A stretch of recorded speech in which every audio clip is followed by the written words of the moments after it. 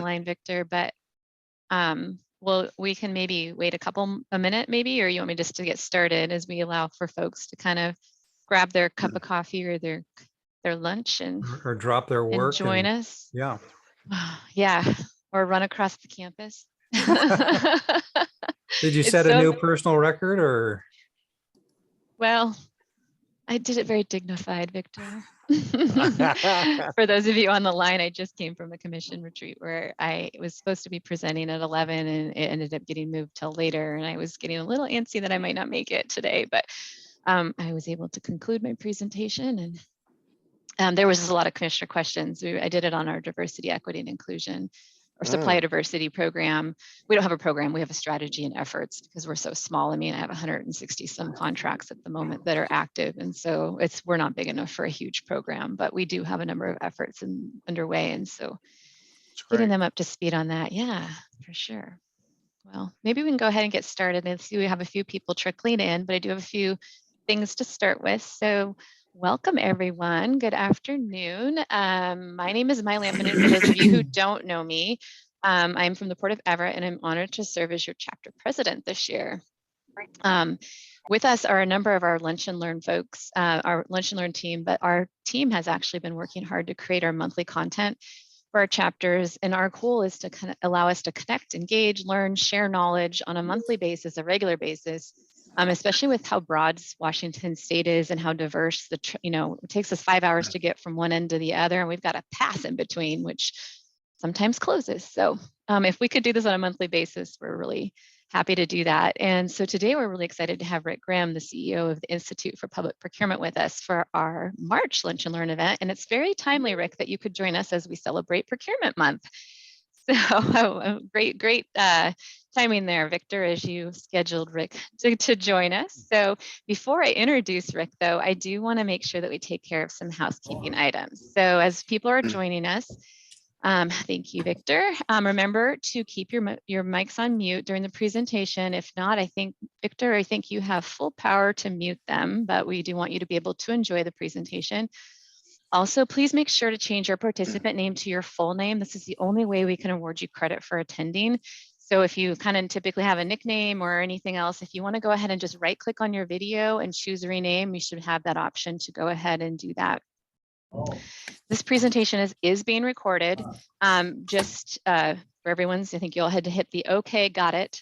But we are working on a place to upload these. Right now, our chapter manager, the website that we use does not allow us to upload these videos in a very valuable format at the moment. So we're working on that, but we do typically upload any handouts to the document section of the NIGP website. Nothing yet to date, but there is a place for that. As soon as we get handouts, we'll upload those for future. Rick will be running through his presentation, and I think, Rick, you mentioned that it would be good to probably have those questions at the end. Is that correct? You were looking, okay.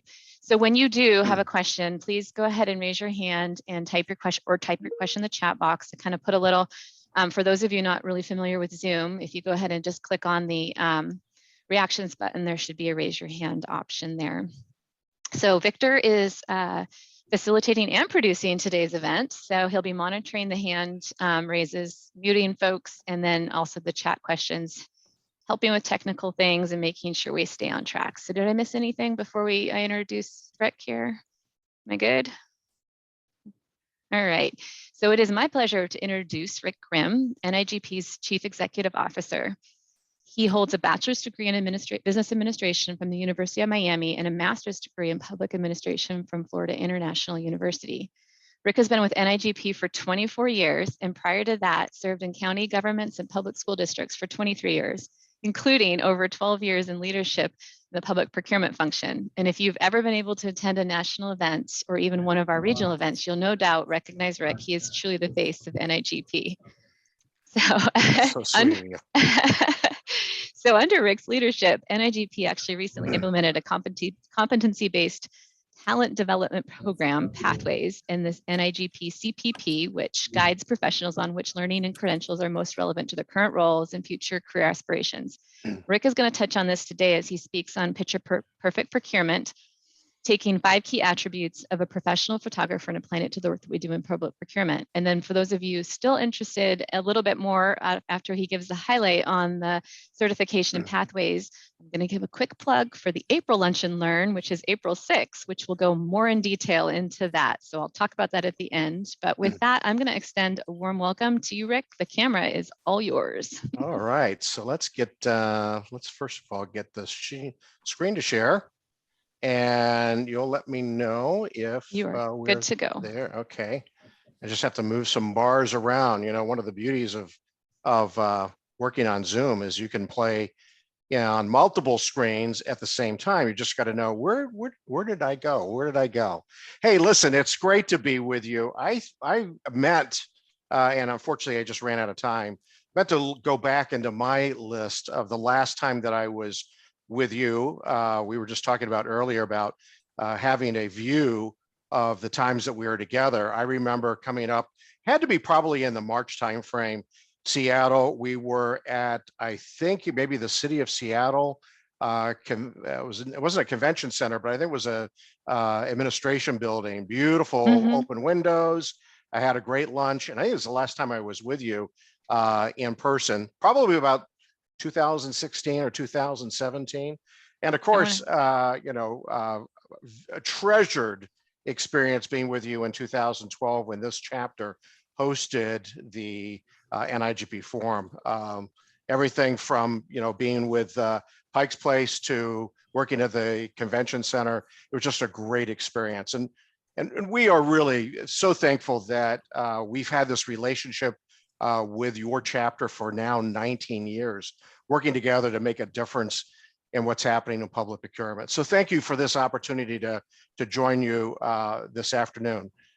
Now, if you want to hear about everything that NIGP is doing, this is going to probably be a disappointing presentation, because really what I'm focusing on, just as we talk about public procurement, this is about you and providing some insights about what you are doing into your profession. And we think about the last year, it's been horrific, hasn't it? You've been dealing with, all the issues of disruptions of supply chain, disruptions of your own life-work balance.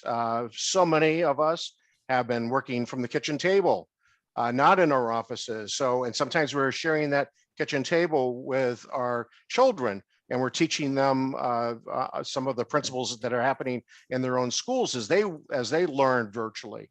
Or may have taken my spare bedroom, and now I've got elderly parents that are staying with us. So it's been a very, very difficult and yet a very successful year, because I have found that in public procurement we've been very agile, and we've been very, very responsive to the needs that we have in public procurement and to the communities we serve. But my first question for you, and if you would kind of post it in the chat, I'm just wondering how you are doing. How are you doing today? Because it has been about being resilient and having to balance that work life, still having to celebrate all of those achievements. But the most important thing is, how have you handled that life-work balance? By that I mean, how are you taking care of yourself? We had a conversation just earlier as you folks were dropping in, and I continue to work remotely. I'm going into the office 1 day a week, home for 4 days, and then that whole life-work balance just gets messed up, right? Because we don't know when we are stopped being the procurement agent and we become the parent, the child, whatever the case may be, the spouse, the friend, the colleague next door. And it's really very, very difficult on that life-work balance. I'm looking, Marcus says better now that you are remote, which is great, because sometimes we don't see that, is that we get immersed in what's happening. Staying healthy, exercising, that's great. From the transit, Sound Transit, but working home in Tacoma. So yeah, so some really interesting things about making sure that we do look at that life-work balance. Now, I want to ask you, how many of you have either developed a hobby during this time, or really emphasized a hobby as a way in which to get life work balance. Just again, if you just kind of throw that into the chat, hobbies that you have developed, maybe even started them. Thank you very much. Eating, yes, that is a great hobby. Unfortunately, you got to add something with the eating, and that is that exercise, or else we get the COVID pounds, right? Other issues, other hobbies, learning. That's great. Learning Spanish, walks with the pet and the husband. That's wonderful. Didn't start with pets. Now you got two dogs and 3 cats. That's great. Dave, hey, great to see your name, Dave. Retirement, building your railroad. That's excellent. You know, the interesting thing about hobbies is hobbies kind of allow us that little bit of a life work balance. And there's some characteristics of hobbies. So they're usually kind of that regular activity. It's like walking at lunchtime with your husband or your wife's spouse. It usually is somewhat engaging, something that you're interested in doing. And it's, a lot of times hobbies are kind of that personality match, right? So it may deal with things of endurance. So people that never ran before are now running, half marathons or full marathons, or those kinds of activities. Sometimes there's a risk involved. I know people that are really into rock climbing, right? So they'll go out to Yosemite and they're climbing El Capitan. Well, that is a hobby as well. You can see how that creates some risk and endurance. But a lot of times our hobbies are involving teams. We may be playing on a flag football team or playing pickleball with folks. Those are the things that really help us with our hobbies. And also they allow us to get at that same thing about developing our skills and accomplishing something, mastering something.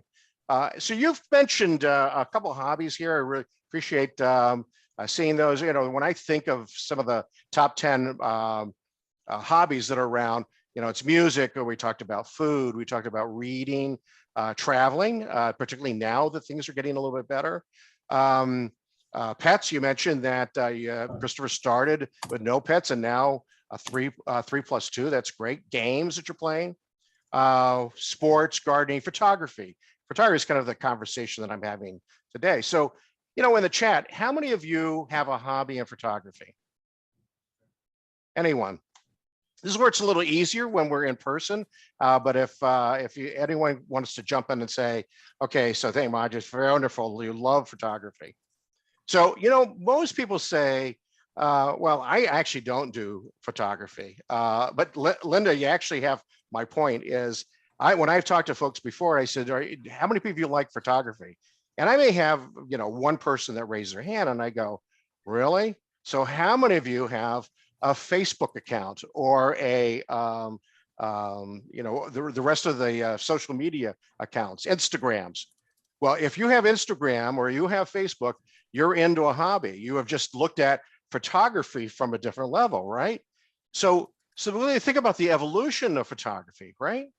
Looking from the old days. Now, again, as you can tell, I've been around a couple of years. It used to be that if we were into photography, we would buy these little kind of canisters, and we put that canister in the back of our camera, and they came in 24 slides or 36 slides. And we're very, very careful about how we utilize those slides because we only had 23 or 22 more. Today, we'll take 36 pictures in a couple of seconds because we've moved to a digital.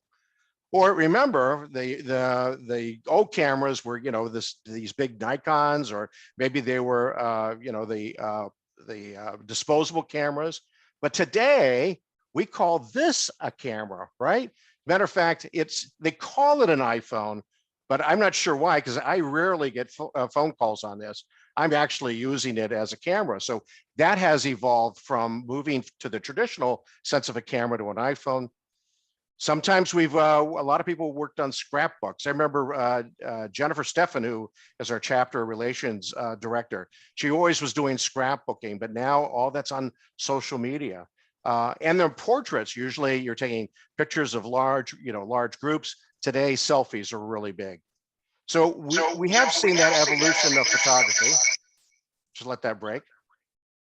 But I want to talk a little bit about the kind of the mechanics of photography, kind of the 101.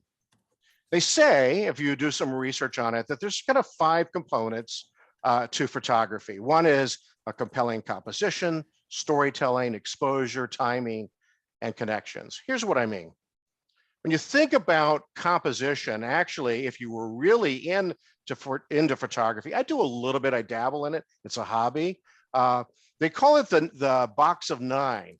And what you can see there in that picture is that in any one of those squares, you get a component of what you're seeing, but you have to look larger into the screen so that you see how the elements are arranged. So if I actually look at that middle box, I'm kind of seeing that maybe that's a church because I don't see the steeple. I certainly don't know that it's in a town square, but the composition, bringing in that church, the town square, the rest of the building, you get a sense of what the interest is. So composition is 1 of 5. Then storytelling. You can see from this picture the story that the picture is telling. You know, that whole thing of a picture's worth 1,000 words. You can see in the upper left-hand corner, this is a couple maybe just got married, or another couple that are getting together to go on an exciting trip. So I don't have to necessarily put the captions in there because you can tell that story just by looking at the picture. A third element of photography is that exposure, the ability to kind of contrast dark elements to light elements. This is actually a picture that I took at sunset in Hawaii just last year. And you can see how you're able to blend the darkness of the palm trees with the sunset as it goes over. So you have that exposure, that contrast. And a lot of times you can emphasize that just by playing around with how fast the aperture on the camera gets absorbed into the light. So exposure and contrasting is one area. A fourth one is timing and elements. So you can see right now at that right moment, you don't have to have any captions. You know, this is a child, a younger child, very excited at this point when they're told, blow out the candles in your birthday cake. So timing and moments are also a component of photography. And then there's those connections, the way in which we connect with the viewer. So if you were around in the 1970s, even early, late 1960s, you will remember what this picture is. It creates that visceral emotion about Vietnam War protest at Kent State University. And so it makes those connections. So there are those 5 elements that actually, I think, apply to the work that we do in public procurement. So when I think about picture perfect photography, I also want to talk about how that becomes picture perfect procurement. 3 areas that I'm going to talk about this afternoon. That lenses provide perspective. Second, that tripods deliver stability. And the third is that you're the one that creates exceptional results. Let me talk first about lenses providing perspective. The thing about lenses is that you can put different lenses on your camera to affect the amount of light that comes into the camera as the picture is taken. You can increase or decrease the length of time that exposure occurs, what they call the shutter speed, and then the sensitivity to light. And even in these, what we now refer to as cameras on the iPhones, they are getting that sophistication to really affect things like shutter speed and aperture, because these lenses actually provide perspective. But let's look at it a little bit differently. Look what happens when we filter.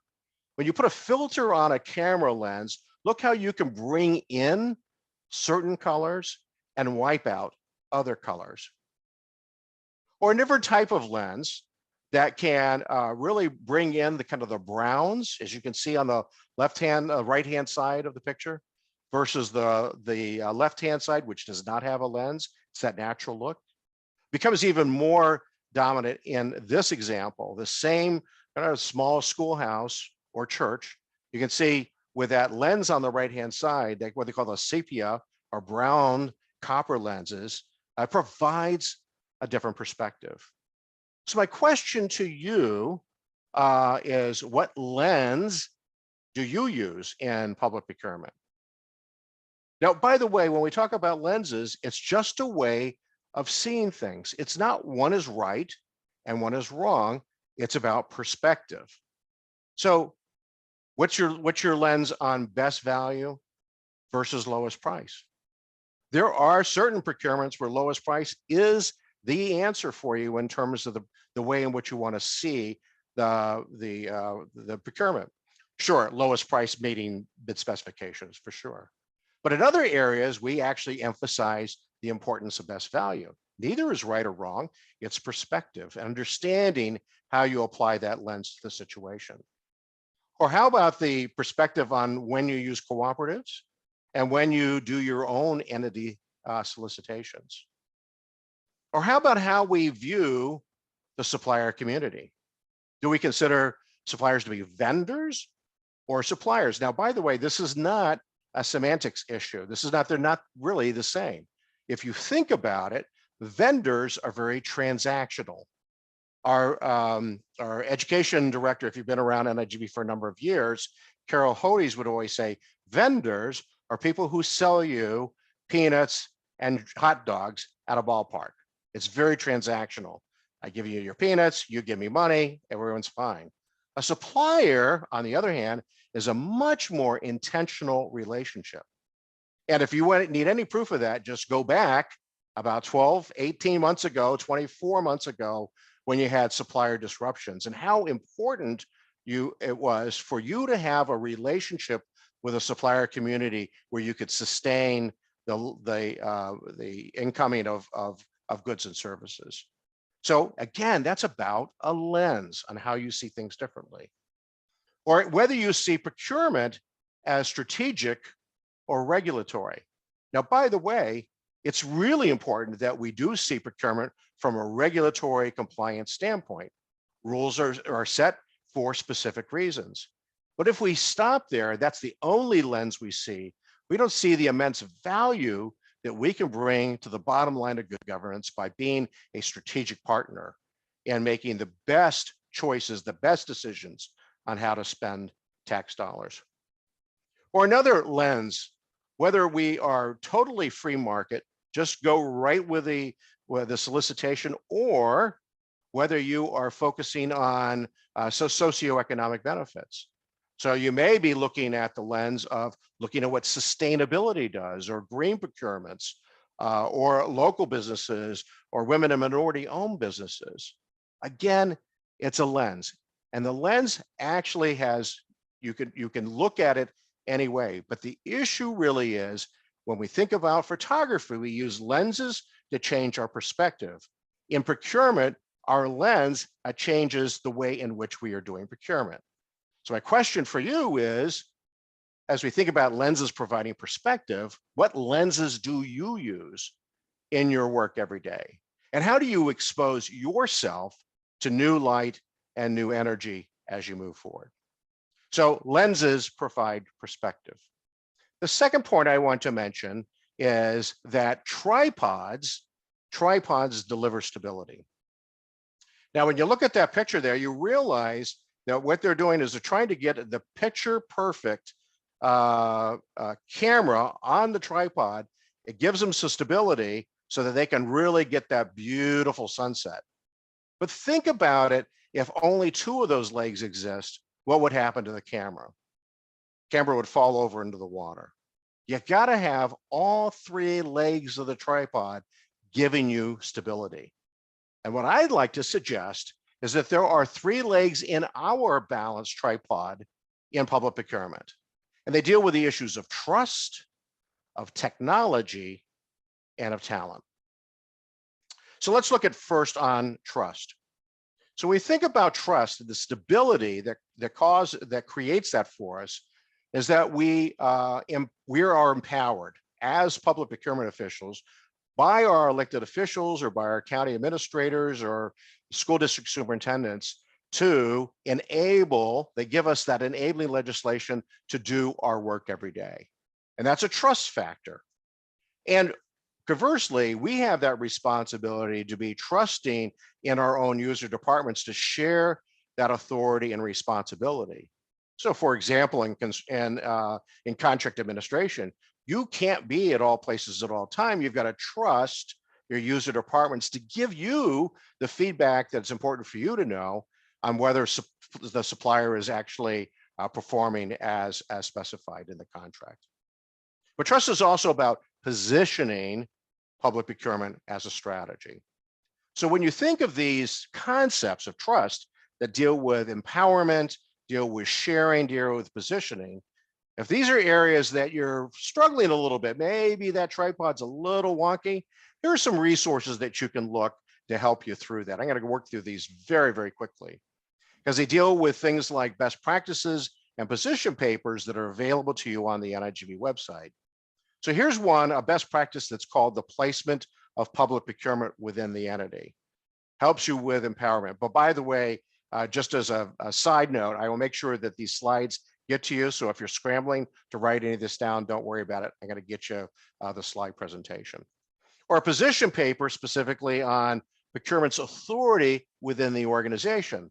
You know, why is procurement authority important? Well, it's about standards, it's about ethical behavior, it's about accountability, it's about transparency. Or how do we share authority through contract administration? There's a best practice on that. There's also a best practice on sharing authority through public-private partnerships.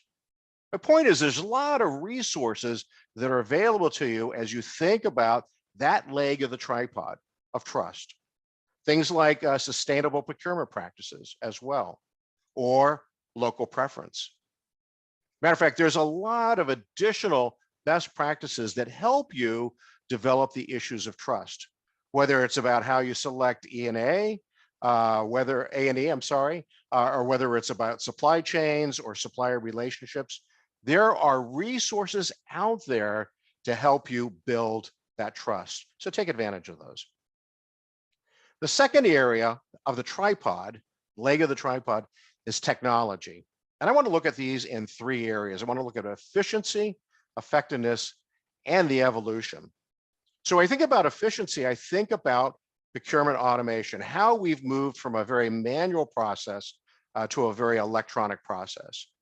Again, not picking on me because I've been around here for a few days, a few years. When I first started in public procurement, the requisition would actually come in an inter-office envelope, maybe arrived about 2 or 3 days later. We'd open them, we'd have a typist type the purchase order. And I'm going to really show my age because when I first started in public procurement, the purchase order was in 5 parts, all color coded. One goes to accounting, one goes to the supplier, one goes in the contract file, et cetera, et cetera. And then the miracle of miracles when I was growing up is they developed whiteout. Now, if you aren't around, you go, what in the heck is he talking about? We had whiteout that was color coded to make the corrections on those copies. The yellow copy, we had yellow whiteout. The pink copy, we had pink whiteout. Today, there's no whiteout. There's no, I think, scary times. Yes, it was. There's no whiteout. There's no inter-office envelopes, but you may still have those. But we have automated all that process. And that has allowed us to look at everything from e-bidding to e-conference. It's allowed us to automate the task. Now, where this really came in is in March of 2020, when all of us in the public sector had to pivot from being in the office to working remotely. And those organizations that already emphasized the importance of procurement automation did exceptionally well. They could pivot very quickly. And those who couldn't really struggled with that process. So one of that arms is efficiency and technology, and the other is effectiveness. So it's not just automating the public procurement process, it is making it effective through spend management, which means that you need to become data literate. You need to be able to look at the data in order to make better buying decisions in the future. Everything from how you would consolidate contracts, how you would leverage buying power. And actually that helps you, that transition from being transactional, one requisition to one PO to looking at it from an overall strategy. Now, I have had people tell me, by the way, I tried to get this information out of the data management information out of IT, and they said I cannot have it. And let me tell you, if that's what you're hearing, you really need to have a more firmer discussion with your folks that are in IT and data, because that's your data, and that data will help you be more effective in the work that you do through spend management. So if you're not looking at spend management, I really encourage you to do so, because you don't want that tripod to flip over. And the third area on technology is the evolution. Now, this may be good news, or as you say, these may be scary times, scary news. The reality is that in public procurement, our role is vastly changing in terms of acquiring even more technology, which is the reason why NIGP built specializations on procurement technology and now one on cloud procurement. But here's the reality, folks. Automation will be shifting the workloads that we produce. And machine learning and artificial intelligence will be able to do all of those routine acquisitions that we've been doing over the years. This gives us a great opportunity to shift the talent in public procurement, moving away from those kind of routine responsibilities to thinking about how we can utilize talent to do the things that cannot be machine learned, like critical thinking, like negotiations, like the soft skills that we developed. So technology actually helps us evolve our roles in public procurement, and therefore gives us that second foundation, that second leg on the tripod. And the third leg is talent. And here we need to think about how we shift the mindset of our profession and the value of learning in order to accelerate performance. And here's what I mean. We have to shift from thinking of learning as transactional to very strategic. And one of the reasons why I think this is very important, and you've probably heard me say this several times if you've been around me in rooms, is we've got to move away from people falling into public procurement into a profession that is really a choice. If there's anything, and I know one of the questions that was asked for Victor, he says, what do you see changing in the next 15 years? I would prefer to see fewer of me, because I fell into public procurement, and more people that said, you know, I really think public procurement's the greatest thing since sliced bread. This is a career of choice. But in order to do that, we've got to stop thinking about the talent as a transactional clerical function to one that is much more focused in on strategy and critical thinking. And we have to move away from the concept of training. So training typically says something that's very ad hoc. Okay, I need to have Alice learn how to put together an RFP. And so we send her that skills training, and it's just one and done.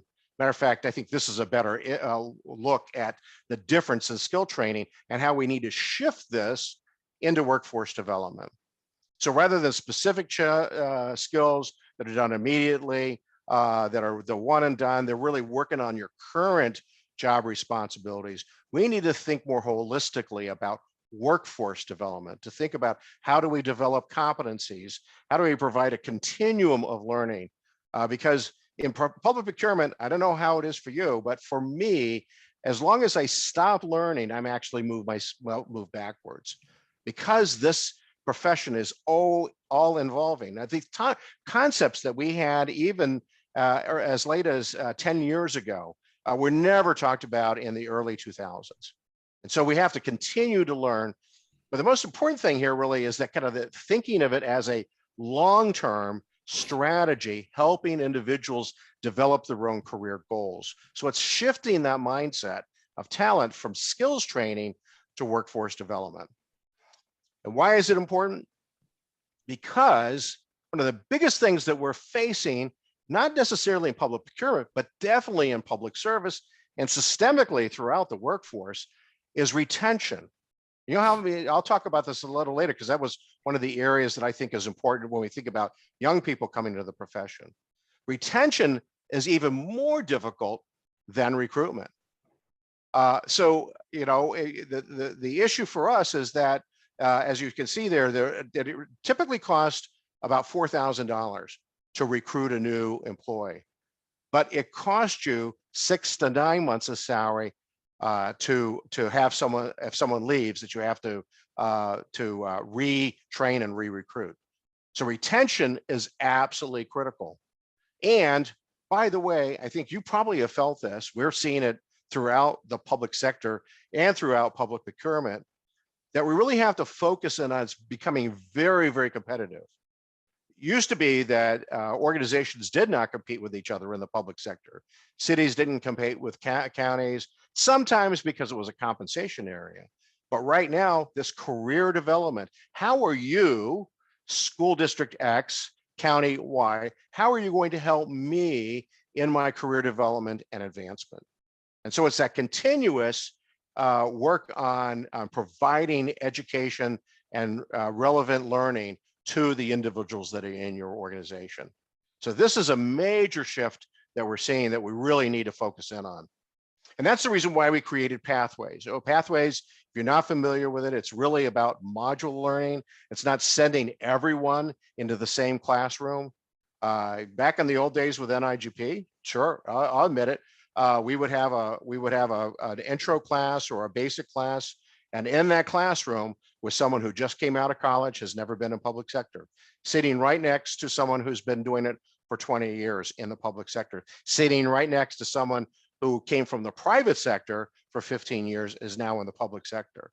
It's 3 different audiences trying to teach them the same mechanics. And so it's all about, with Pathways, it's all about taking what is relevant to you based on the roles and responsibilities and giving you that kind of flexibility to be able to pick and choose. So as you have seen in the, if you're not familiar with the competency framework, it's a piece of research that NIGP developed in partnership with Public Spend Forum in 2018, and it's anchored in 7 focus areas that you see on the left-hand side, everything from strategy down to business principles. And then within those, a series of competency models, again, giving you that opportunity to pick and choose. Now, here's really the beauty of Pathways and the competency framework, is that you can begin to map your career through those learning and credentials. You can map your career, and if you're a manager, your supervisor, you can help your employees map their career. Again, this is the shift. We want to get out of that ad hoc training, sending you down to a conference room so you can learn how to put a PO together, and really think about the skills and abilities that are really important to allow you to be a much more of a competent professional. And we've mapped this against 23 specific job areas. You can see here's a group of 3 right now: directors, strategists, and specialists. And for each one of those areas, like chief procurement officer, and this is on the NIGP website, you can click on chief procurement officer and it will begin to tell you the competencies, the learning competencies that are important to that position. And again, it's a guideline because you may already have that competency, but it's telling you, you know, these are the 15 things that you should know. You may know 12 of them. Now you can focus in on the 3 where you want to develop that. But it's all about choice. It's about flexibility. It's about identifying where you are today, where you want to be in the future in terms of your career, and being able to pick and choose. Let me show you the kind of the beauty of how this works. So here are our entry-level assistants. Again, you're just taking maybe those first 5 that are in that, and then we begin to build on those issues. So if I'm in contract administration, it's going to be a different set of competencies that are important to me. Or if I'm moving into leadership or management, again, it's a different set of competencies, and I'm picking and choosing based on my career path. We actually have this beginning program for procurement associates that ties in to the public procurement associate designation. And again, you're picking and choosing what is relevant. Here's my point. is think of the importance of talent by emphasizing how you help individuals in the workplace to grow in their profession. Because if you grow into the profession, you're going from a buyer 1 to a buyer 2, now to a contract manager, maybe the CPO, you're providing that pipeline for succession planning, which cannot happen. It cannot happen on the backs of ad hoc training. It has to be much more intentional.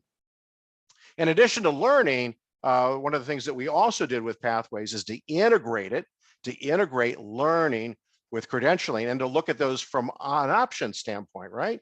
So again, just like learning, you don't pick and choose, you can pick and choose where your learning is. You can also pick and choose where you want to get your credentials. So for example, you've got from competency badges and certificates and specializations and certifications. So all of those are options that you have available to you. Now think about core certificates, for example. We actually have 5 in the program. I'm showing 3 here, but you can see what they are is just kind of a bundling of those competency modules into a certificate program. And we've actually, since this program began in 2020, we've issued over 1,300 core certificates. Again, the issue is about what's the best pathway for an individual as she or he is moving through the organization. You may say, listen, I don't need to do planning and analysis, but I really need to look on strategy and policy. And so again, you could choose that certificate to be really your go-to source. Or think about taking these certificates and being able to bundle them into a designation, which is what we've done with the Public Procurement Associate designation. It's just a bundling of those 3. In addition to that, briefly I'll talk to you about the Certified Procurement Professional designation. This is something that's targeted to mid to executive level leaders. So it's about a leadership focus. It's focused on the competencies, what you do to be successful in the workplace every day. And it's based on that same public procurement competency framework that anchors all of the learning modules. So this is why integration is absolutely essential. Where you take learning on the one side and you take credentialing on the other side, and you begin to merge them for a very, very effective way in which to develop staffing. Today, 117 people have got their associates, 408 specializations. We have 788 CPPs. By the way, in the next probably 3 to 4 days, those numbers will increase. We just finished the testing class for February, so we're a little over 800 now, and about 1,200, a little over 1,240 core certificates. And again, this is all about you figuring out where you see your pathway for learning and for credentialing, how the ways in which you want to be recognized. We also think about talent. Not only is it workforce development, but it's leadership development. That's why NIGP has put such an emphasis on helping through Leaders Edge, Chapter Academy, which is kicking off its 9th Chapter Academy tomorrow for chapter leaders. But it's all about how do we prepare for succession planning. That's a key ingredient to talent. Because here's what's happened in the past, and you know it probably has happened in your organization. Frank has been there as a CPO for 30 years. Frank says, hey, my portfolio looks good. I don't want to go back into the workforce. I've been working remotely. I think I'm just going to retire. And everyone's freaking out because Frank is retiring. But we have to be more intentional about figuring out succession planning. And so that's part of that leg of that tripod on talent. And also an area that we want to focus in on talent is really providing that relationship between people coming into the profession and people that have been there for years. They become the mentors and mentees where they're sharing those experiences and expertise with each other. So again, the health check on that tripod is about trust. It's about empowering, you feel empowered, you sharing the responsibility and authority with others. It's positioning public procurement. It's also about technology. It's not only looking at the efficiency through automation, but it's looking at the effectiveness through spend management and where the evolution is, where we're moving more and more out of those routine management functions that could be machine learned and actually elevating the profession through critical thinking and those higher end skills that you would develop. And the third is about talent, shifting the mindset, not thinking about education and learning as training, but thinking about it as a continuum that helps you develop, continue to hone your skills and your competencies as you grow in the organization. The third part of picture perfect procurement is to realize that you are the one that creates exceptional results.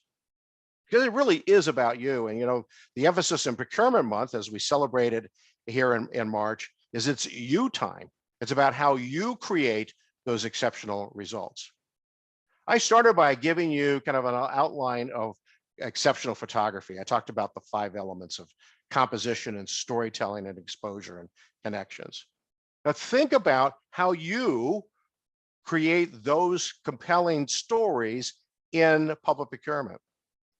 Because your composition really is to focus on mission and public benefit. That's what makes you unique. You have a story to tell. Oftentimes we fail to do that, but you have an incredible story to tell about how you provide impact by maximizing the spend. So many stories that you could tell. If you're doing public procurement right, you could build more roadways. You could buy more student supplies for the classroom. You could help your police department or your fire and rescue with more supplies because you do your work. You have a great story to tell, and you need to make sure you get that voice. Hey, there's a great exposure and contrasting piece here because, as you know, not everyone in your organization has practices the ethics that you do, the integrity, and the transparency. So you are providing that contrast. It's about exceeding service expectations. That's the timing of the moments. And then the connections, being able to connect with your clients, your user departments, your suppliers, and the community. This is an absolutely essential role that's been difficult during COVID, but as we come out of the pandemic, we have to continue to put the emphasis on those connections. Exceptional photographers really have kind of 5 elements in it. And you think about this for a minute. They're about creativity, they're about imagination. They have an eye for detail, they have patience and flexibility, they have good people skills, and they have a passion. Now, does that speak to you in public procurement? Don't you see yourself as a problem solver, as an innovator? Aren't you the keeper of ethics and integrity? You have that detail to make sure we do things right. Have you demonstrated in the last 2 years how agile, how adaptive you are in a changing environment? Are you a good listener? Are you a great communicator? And most importantly, are you an unwavering public servant? I would say that just as there's great characteristics for public procurement professionals, it's very similar to photographers. You embrace those same skills. So we started the conversation about hobbies. I want you to think a little bit about how weird this is, that hobbies are that regular activity that engage us, that allow us to enjoy, that really stretch ourselves. They're kind of a match. They look at endurance and risk and creativity and strategy, how we work together in teams, how we develop our skills, and how we accomplish the mastery. There's only one thing different on the right-hand side of the equation, and that's that you get compensated for doing what you love to do every day. Confucius says, choose a job you love and you'll never work a day in your life. Steve Jobs said, your work is going to fill a large part of your life, and the only way to be truly satisfied is to do what you believe is great work. And the only way to do great work is to love what you do.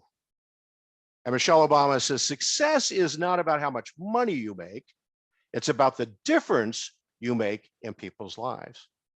So as we come together to celebrate Procurement Month, there is so much for you to celebrate. The work that you do is so critical to the success of the organizations that you represent. So think about the lens that you use today and into the future. Think about that tripod, about the importance of trust, of technology and talent, and to think that if only one of those are in effect for you, that you've got a problem. You don't have stability. The worst thing you can do is you hire great talent and that you provide all the technology in the world, but your bosses don't give you the trust that you need. Or the bosses give you all the engagement and they give you all the technology and they don't give you the people that you need, the talent you need in order to be successful. It's that part of the tripod, because you do make exceptional pictures. You're the one that's making a difference. And so I ask you to really kind of look at the camera. I want you to smile with confidence and enthusiasm and make a difference every day, because that's the celebration that we have in procurement. And of course, I want you to always continue to be brilliant. So thanks for listening. Now, I think you wanted to go, any questions? You want to open up the mic, Victor? You gave me 2 questions that you wanted me to talk about. You addressed half of one of the questions, and you're welcome to address the second half, which deals with you. And then the other question is the ongoing vision of NIGP. If you'd like to tackle both of those, that'd be fine. And then we could open up the microphones and see the hand starting to raise with any additional questions. Yeah, okay. So, so the first question that came is, how do you promote public procurement as a profession to young professionals? Some things, and this kind of fits in with what we're talking about here. First is, I think it's very important that we build a pipeline. In public procurement, we got to create pipelines with educational institutions. So we've got to start working with colleges and universities, trade schools, even in high schools, and getting people excited about public procurement. I think you have a great opportunity. It's not the only one, but I am aware of the University of Washington's Evans School of Public Policy and Governance. Matter of fact, they've been very, very active with the American Society for Public Administration, also known as ASPA. They're major players in the ASPA organization. And ASPA is really important to NIGP because we believe that by working through ASPA, we can begin to get public procurement content in college and university curriculum. Maybe it's just one class. Maybe it's even a section of one class that's in public administration. But it's crazy to think that this profession controls $4.5 trillion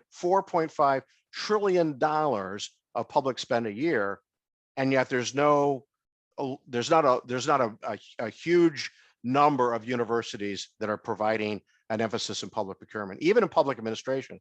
As I mentioned earlier, I got my master's in public administration.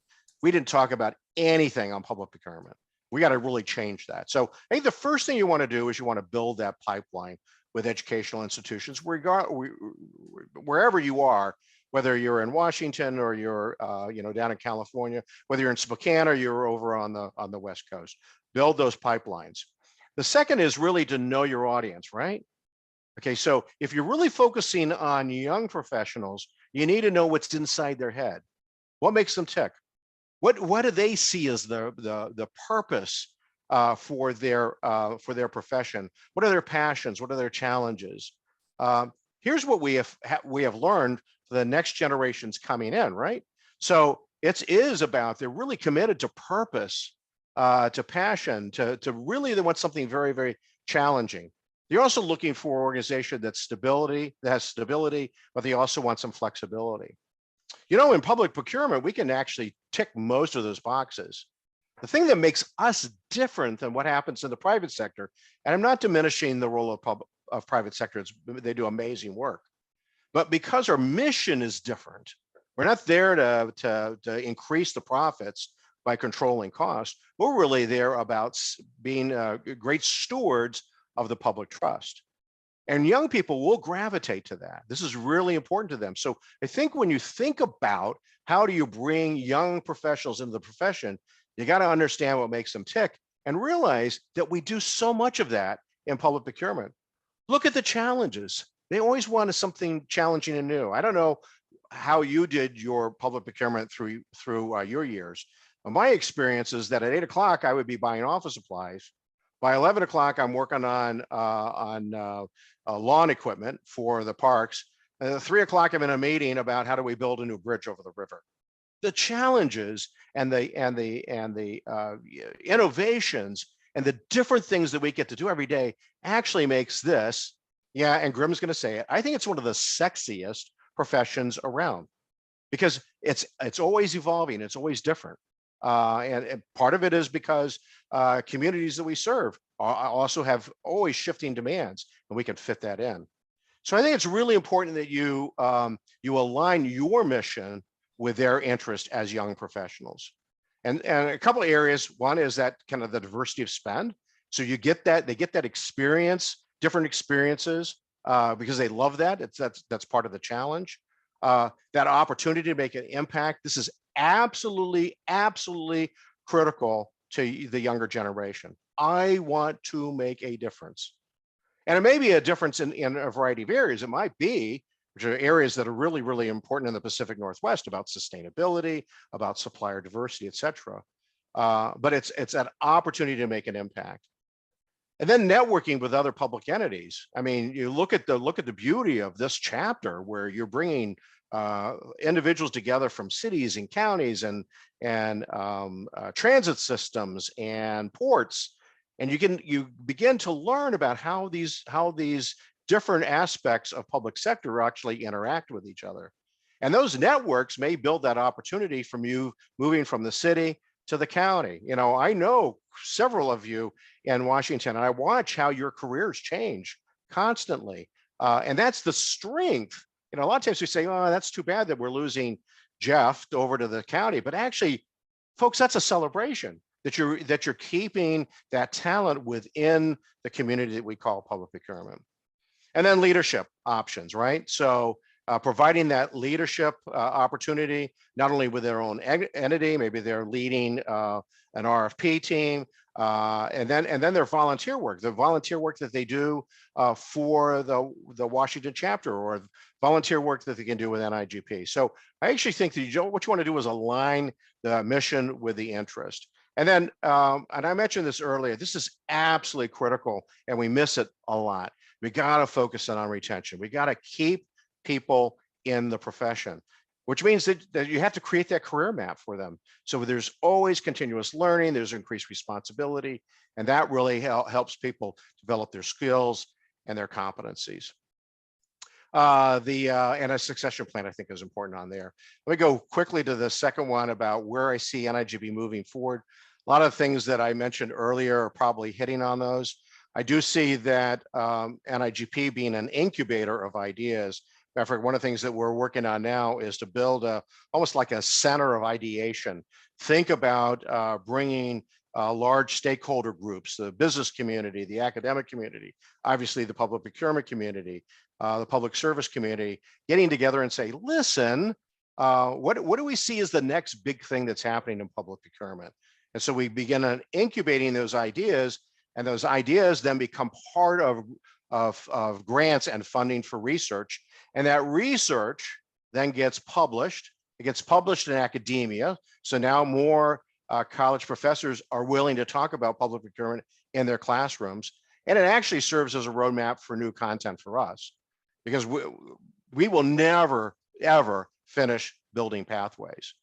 We should always be taking it up to the next level and helping individuals like all of you on the call to really see how public procurement is growing. And then I would say that continued emphasis on agile education, credentialing, finding out what are specific opportunities for everyone. There's something for everyone under that tent that we call pathways, whether it's about learning or credentialing. I think an area that we have not done very well on is on legislative advocacy, pushing harder to make sure we have that trust piece of lifting up the individuals in the profession. So I think advocacy is a weakness that we need to work on, and then create greater and more varied relationships. I see that happening as well. And then we got to do things about eliminating barriers to entry into the profession and into the membership of NIGP. And we also need to kind of think about ways in which we can help individuals move between public sectors. I'll tell you one thing that I find amazing is there is absolutely no connection between, well, I take that back, it's probably minimal connection between the federal government and state and local government. We got to do better about getting movement in between those sectors. You have people that are very skilled, maybe because the spouse is moving, they can no longer have their federal job. How do we move them into state and local government? And I actually think that licensure could be a component that we looking at. You know, the thing about licensure, which of course is it's a rub with professional certification, but licensure happens because the profession is so critical and is so risky that it protects the life, health, safety, and welfare of the citizens. And I would suggest that public procurement does protect the health, safety, and welfare of citizens of the work that we do. And if we do public procurement wrong, you know about it. So I think licensure could be an area. Now, this is a kind of a vision, probably some of those maybe 5 years, some are about 10 or 15. I'm going to try to avoid the other question, but since someone asked, I said, well, I'm going to be around till December of 2025, and then it's time for me to retire and let the new folks take it on. But I think this is where we will see this profession going. So I know most people need to get back into the office. Anything else that you want me to mention? I know we're right at the witching hour.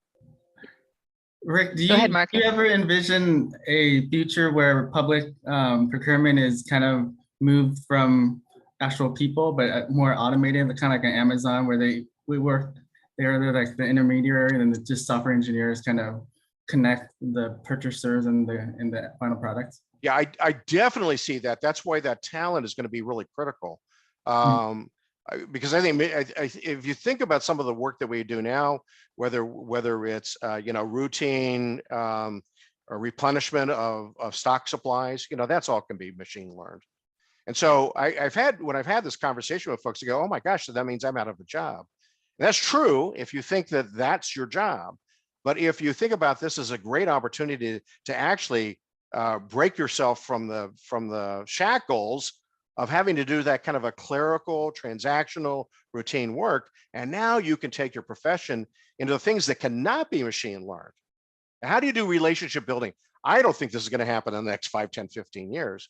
Maybe machine learning can develop how relationships work, but I think this is really the sweet spot of public procurement, is being able to build those relationships and sustain those relationships, whether that's with the supplier community. That's why that lens about supplier versus vendor is important. Maybe it's with other public sector entities. Maybe it's with your state legislatures. I don't see that machine learned. Other question? Yeah, do we have any other questions for Rick? I know a few people are dropping off for their next meetings, but I haven't seen any more in the chat. So Victor, did you see anything that I missed, or are we good? No hands being raised and no questions in the chat. Awesome. Well, thank you so much, Rick. We really appreciate you taking time to attend the event. We always hear and join from you, your wisdom and expertise. And so I know we got a lot of great comments for you in the chat there, and a lot of thanks for you there. So for the rest of you, before you go, we do just a couple quick reminders. We have some upcoming virtual events. So March 29th will be the Excellence in Procurement Summit. And I think the two speakers that we have will definitely follow on to Rick's presentation. So the Center for Procurement Excellence is going to be talking about how to lead change and transformation inside your organization. And then we are honored also to have David Nash join us from Florida. He's going to join us virtually, but he'll be showing us how to sow the seeds of success in our lives. So I think these all dovetail really nicely together. So we would love to see you at the end of the month, which is March 29th. And we will also be honoring our 2021 Procurement Professional and Manager of the Year. So remember to get those nominations in. They're due this Monday, the 7th, March 7th, at close of business. As I mentioned at the beginning, April 6th, the next Lunch and Learn will follow on actually very well as well, because we're going to have Diane Seaton from Portland area, come and talk about a little bit more about pathways and NIGP certification. And then also 3 of our very own recently certified folks, Bramby Tolan, Megan Woltari, and Connie Allen will be joining us as a panel to talk about their experiences and then also how they look at things from a supervisory level or a hiring level too on this, the certifications, the pathways, the badges, et cetera. And then on April 20th, we have a 1-day class on social responsibility. May 9th, we've got a couple half-day classes on spend analysis and risk analysis. And don't forget, we've got the May 11th through the 13th is the Region 8 conference. Registration is opening soon, and registration is already open for the annual forum, which is held this year in Boston, virtually and in person. And registration is already open. That's going to be August 20th through the 24th, if I remember right. Did I miss anything? We good? Okay, I know we still got a few folks left here. So with